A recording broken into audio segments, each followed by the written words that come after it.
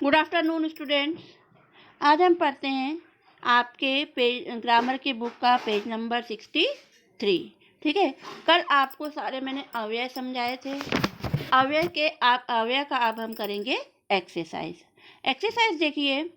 First question है आपका, निम्नलिखित अवयवों के अर्थ लिखकर अपने वाक्यों में इसको क्या करना है, प्रयोग करना है। ठीक है, तो देखिए फर्स्ट क्वेश्चन हमारा क्या है, अलम। अलम मीन्स क्या होता है, बंद करो। अलम मीन्स क्या होता है, बंद करो। तो इसका वाक्य प्रयोग क्या हो जाएगा, अलम कोलाहलेन, मतलब अब आवाज मत करो। कोलाहल मतलब कोलाहलेन मीन्स क्या होता है, शोर करना। अलम कोलाहलेन को शोर बंद करो। फिर है यह मीन्स क्या बताया था मैंने, बीता हुआ कल। यह मीन्स क्या बताया था, बीता हुआ कल। तो इसका क्या बनेगा, मम भ्राता यह देवालयम अगच्छत। मेरा भाई कल देवालय मीन्स मंदिर, तो मेरा भाई कल मंदिर गया था। इसके बाद है बही मीन्स क्या होगा, बाहर। बही मीन्स क्या होता है, बाहर। तो क्या हो जाएगा इसका वाक्य, ग्रामात् बहि विद्यालयः अस्ति। गांव के बाहर विद्यालय है। क्या होगा, गांव के बाहर विद्यालय है। ऊपरी का क्या है, ऊपर मीन्स ऊपर का क्या हो जाएगा, वृक्षस्य ऊपरी खगा तिष्ठन्ति। वृक्षस्य ऊपरी खगा तिष्ठन्ति, वृक्ष के ऊपर क्या है, पक्षी है। खगा मीन्स क्या हो जाएगा, पक्षी। वृक्ष के ऊपर पक्षी है। श्वः मीन्स क्या है, कल। तो रामः श्वः दिल्ली नगरम गमिष्यति। राम कल दिल्ली नगर जाएगा। गमिष्यति जाने के लिए बोल रहा है, श्व मतलब आने वाला कल, भविष्य काल के लिए बोल रहा है, इसलिए क्या होगा, रामः श्वः दिल्ली नगरम गमिष्यति। ओके। फिर है नीचे मीन्स क्या होता है, नीचे। वृक्षस्य नीचे साधु तिष्ठति। वृक्ष के मीन्स क्या हो जाएगा, वृक्ष के नीचे साधु बैठा है। अधुना मीन्स क्या होता है, अब। अधुना मीन्स क्या होगा, अब। तो अधुना पाठम पठ, अब पाठ पढ़ो। कदापि मीन्स कभी भी। कदापि असत्यम न वद, कभी भी असत्य नहीं बोलो। वद मीन्स क्या होता है, बोलना। तो क्या होगा, कभी भी असत्य मत बोलो। अहर्निशम मीन्स क्या होता है, दिन और रात। तो क्या हो जाएगा इसका, छात्रा अहर्निशम श्रमम कुर्वन्ति। छात्र दिन और रात श्रम करते हैं या मेहनत करते हैं। ओके। फिर है क्वेश्चन नंबर 2, नीचे दिए गए अवयवों में से उपयुक्त अव्यय चुनकर रिक्त स्थानों की पूर्ति हमको करनी है।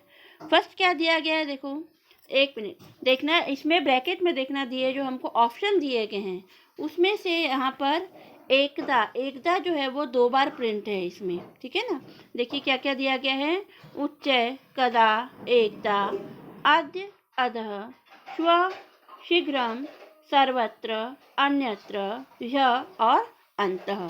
ओके। तो एकदा देखिए यहाँ पर 2 बार दिया गया है। तो जो लास्ट वाला एकदा है इसको हम कट करेंगे और यहाँ पर हम लिखेंगे सर्वत्र। यहाँ पर ऑप्शन में आएगा सर्वत्र। ठीक है, अब देखिए पढ़ते हम, गुहा खालिस्थान सिंह अस्ति। तो यहाँ पर क्या आएगा, अव्यय पर लिखना है हमको यहाँ पर। तो अव्यय में यहाँ पर क्या आएगा, अंतः मीन्स क्या होता है, अंदर। तो गुफा के अंदर कौन है, सिंह है। इसके बाद है अहम सर्पम अपश्यम। अपश्यम मीन्स क्या होता है, देखा जो है वो कौन सा है, भूतकाल वाला है ना। तो यहाँ पर क्या होगा, एकदा अहम सर्पम अपश्यम, एक बार मैंने सांप को देखा। सर्पम मीन्स क्या होता है, सांप। तो एक बार मैंने सांप को देखा। अब क्वेश्चन नंबर 3 में देखिए, अहम के बाद में यहाँ पर आएगा डैश। ठीक है, खालिस्तान आएगा यहाँ पर। तो अहम खालिस्तान दिल्ली नगरम आगच्छम। तो यहाँ पर यहाँ थर्ड नंबर डाला है, देखिए ब्रैकेट में, इसमें ऑप्शन में मैंने यह मीन्स कौन सा होता है, बीता हुआ कल, है ना। आगच्छम तो क्या होगा, अहम यह दिल्ली नगरम आगच्छम, मैं कल दिल्ली से आया। यह मीन्स क्या होता है, बीता हुआ कल, और श्व मीन्स क्या होता है, आने वाला कल। ठीक है। फिर है खगा आकाशे खालिस्तान उड़यंती। खगा आकाशे खालिस्तान उड़यंती, तो यहाँ पर क्या आ जाएगा, उच्चय है। खगा मीन्स क्या होता है, पक्षी, तो पक्षी आकाश में ऊंचा उड़ते हैं। खगा आकाशे उच्चे उड़यंती, पक्षी आकाश में ऊंचे उड़ते हैं। इसके बाद खालिस्तान कमलः जबलपुरम गमिष्यति। अब यहाँ पर किसके बारे में बोल रहा है, आने वाले कल के बारे में, भविष्य काल के बारे में बोल रहा है ना। कमलः जयपुरम गमिष्यति, शति जो है वो किसके लिए यूज करते हैं हम, भविष्य काल के लिए, इसलिए यहाँ पर क्या आएगा, श्वः। श्वः मीन्स क्या होता है, आने वाला कल। श्वः कमलः जयपुरम गमिष्यति, कल कमल जयपुर से आएगा। फिर है वृक्षः खालिस्थान पथिकः अस्ति। वृक्षस्य खालिस्थान पथिकः अस्ति, तो यहाँ पर क्या आ जाएगा, अधः। अधः मीन्स भी क्या होता है, नीचे। तो वृक्ष के नीचे कौन बैठा है, पथिक बैठा है या राहगीर बैठा है। त्वं खालिस्थान गृहं गच्छ, त्वं शीघ्रं गृहं गच्छ, तुम शीघ्र ही घर जाओ। इसके बाद है सिंहं दृष्ट्वा मृगः खालिस्थान गतः। सिंह को देखकर मृगः अन्यत्र, यहाँ पर क्या आएगा, अन्यत्र। सिंह दृष्ट्वा मृगः अन्यत्र गतः, अन्यत्र मीन्स होता है दूसरी ओर। सिंह को देखकर मृग दूसरी ओर चला गया। फिर है भवान खालिस्थान आगमिष्यति, तो क्या हो जाएगा यहाँ पर, भवान मीन्स क्या होता है, आप कब आओगे। भवान कदा आगमिष्यति का क्या हो जाएगा, आप कब आओगे। ओके। फिर है ईश्वरः खालिस्थान वर्तते, तो क्या होगा, ईश्वर सर्वत्र वर्तते, ईश्वर जो है वो सभी ओर मौजूद है। ईश्वरः सर्वत्र वर्तते, ईश्वर सभी ओर मौजूद है। फिर है छात्राः खालिस्थान पठन्ति, तो यहाँ क्या आ जाएगा, अद्य। छात्राः अद्य पठन्ति, सभी छात्र आज पढ़ते हैं या पढ़ रहे हैं। सभी छात्र आज पढ़ रहे हैं। ओके। इसके बाद हम देखेंगे आपका लेसन 9। लेसन 9 में है आपकी संधि। देखिए संधि किसे कहते हैं, संधि का क्या अर्थ होता है, मेल, है ना। संधि मीन्स होता है मेल, दो अक्षरों को जोड़ना। संधि मीन्स हो जाएगा किसी भी अक्षरों को जोड़ना, अर्थ को जोड़ना। संधि का अर्थ यहाँ पर दिया गया है, देखो, मेल मतलब जोड़ना। ठीक है। क्या है इसके डेफिनेशन, जब दो ध्वनियाँ पास होती है, मतलब जब दो वर्ण पास होते हैं, जैसे आपको समझाया गया था ना, अ प्लस ब क्या होता है, अब, है ना। तो इसको हमने दो अक्षरों को क्या करा है, जोड़ा है, तो यही जोड़ क्या कहलाती है, संधि कहलाती है। तो यहाँ पर डेफिनेशन देखते हैं, जो ध्वनियाँ पास होती है, मतलब जो अक्षर पास होते हैं, तो उनके आपस में मिलने से जो नया रूप धारण होता है वो क्या कहलाता है, संधि कहलाता है। मतलब जो जब हम दो अक्षरों को जोड़ते हैं, दो अक्षरों को जोड़ने के बाद में उसका कोई सार्थक शब्द बनता है और कोई उसका अर्थ निकलता है, तो वो क्या कहलाता है, संधि कहलाता है। ठीक है। एग्जाम्पल क्या दिया गया है, देखो इसमें, पुस्तक प्लस आलय क्या हो जाएगा, पुस्तकालयः। ठीक है। अब यहाँ पर देखो क्या दिया गया है, पुस्तक प्लस आलय पुस्तकालय। अब ब्रैकेट में यहाँ पर दिया गया है अ प्लस आ। ठीक है, अ प्लस आ। तो हमको यहाँ पर क्या देखना है कि जब हम पुस्तक क पढ़ रहे हैं तो पीछे क्या आ रहा है, अ आ रहा है। ठीक है। और प्लस के बाद में क्या दिया है, यहाँ पर आ दिया है, तो इन दोनों का जोड़ क्या होता है, आ होता है। तो पुस्तकालय, इसलिए यहाँ पर क्या हो गया, पुस्तकालयः। ओके, फिर है यहाँ पर दिया गया है देखो मुनि प्लस इच्छा। अब ब्रैकेट में यहाँ पर दिया गया है देखो ई प्लस ई को मिलाकर क्या बनी है, बड़ी ई बनी है, जो कि ये क्या है, स्वर है ना। तो ई प्लस ई को जोड़कर क्या बना गया यहाँ पे बड़ी ई बनी है। तो इसी प्रकार से यहाँ पर देखिए मुनि में कौन सी मात्रा लगी है, छोटी ई की मात्रा लगी है, और इसके बाद कौन सी है, प्लस के बाद क्या है, छोटी ई की मात्रा है। तो जो छोटी ई की मात्रा है और इधर जो बड़ी ई लिखा है, तो यहाँ पर जब हम इस शब्द को जोड़ेंगे तो मात्राओं में क्या हो जाता है, परिवर्तन हो जाता है। यहाँ पर जो छोटी ई की मात्रा लगी है वो यहाँ पर कौन बदल के क्या परिवर्तन होकर क्या हो जाएगा, बड़ी ई की मात्रा लग जाएगी, तो क्या हो जाएगा, मुनिच्छा। इसी प्रकार से देखिए गुरु प्लस उपदेश में देखिए रू, इसमें भी ब्रैकेट में ऊ प्लस ऊ दिया हुआ है, और ऊ प्लस ऊ को मिला के क्या बना है, ऊ हुआ है, बड़ा ऊ हुआ है, इसलिए यहाँ पर क्या हो गया, गुरुपदेश। तो आप ये ध्यान रखेंगे कि प्लस के पहले शब्द का जो लास्ट अक्षर होता है उसमें कौन सा व्यंजन या कौन सा स्वर आ रहा है, तो उसको और प्लस के बाद के जो शब्द होते हैं उनको जोड़कर एक सार्थक अक्षर बनता है। ठीक है, फिर है देखिए संधि के भेद। संधि कितने प्रकार की होती है बेटा, 3 प्रकार की। कौन कौन सी, स्वर संधि, व्यंजन संधि और विसर्ग संधि। ठीक है, कौन कौन सी, स्वर संधि, व्यंजन संधि और विसर्ग संधि। तो स्वर संधि की डेफिनेशन देखते हैं पहले।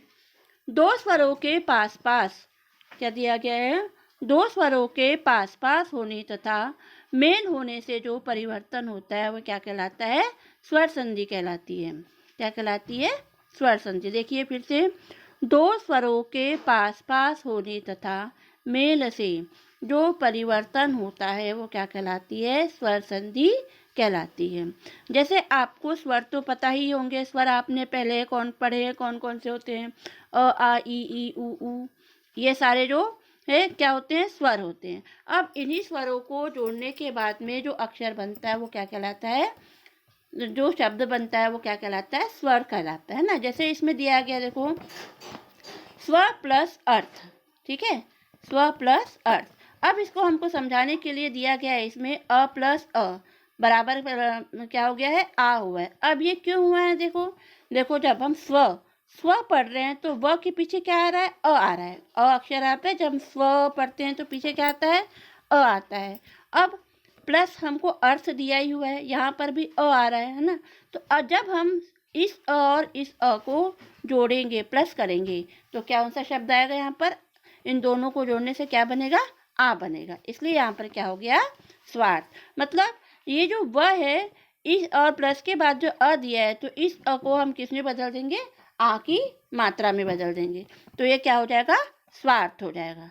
ठीक है, अब जो हमने फर्स्ट पहली ये पढ़ी है स्वर संधि, तो इसी स्वर संधि के भी कितने प्रकार होते हैं, कितने भेद होते हैं, 5 भेद होते हैं। कौन कौन से, दीर्घ संधि, गुण संधि, वृद्धि संधि, यण संधि और अयाधि संधि। ठीक है, तो इसका हम आज पहले फर्स्ट डेफिनेशन देखेंगे। दीर्घ संधि। दीर्घ से ही हमको समझ में आ रहा है बड़ा। दीर्घ मीन्स क्या होता है, बड़ा। तो 2 समान वर्णों का मेल होने से दोनों के स्थान पर दीर्घ स्वर बन जाने पर क्या हो जाती है, ये दीर्घ संधि हो जाती है।